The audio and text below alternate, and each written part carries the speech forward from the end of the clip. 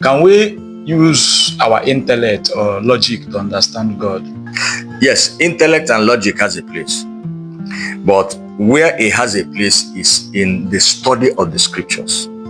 You know, the Bible is a literature material.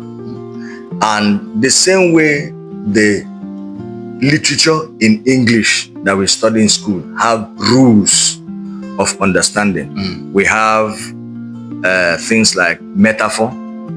We have things like grammatical structures. All those things, yes, they also apply in the scriptures.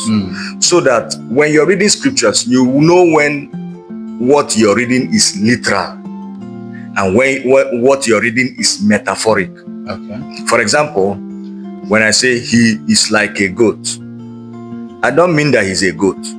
I just used figure of speech.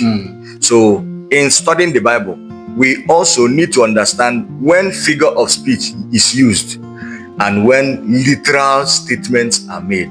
That's where our intellect and our logic comes in studying the Word of God. But apart from that, the Word of God is inspired by the Spirit of God. And we depend on the Spirit of God to get the understanding and the proper interpretation and application of the truth of God. So what happened to an illiterate that was saved and was commissioned to go and preach the gospel? Does the Word of God teach English? Hold on. Okay.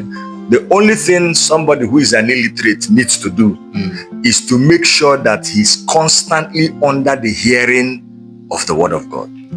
Because the communicator of the Word of God is the indwelling Spirit of God.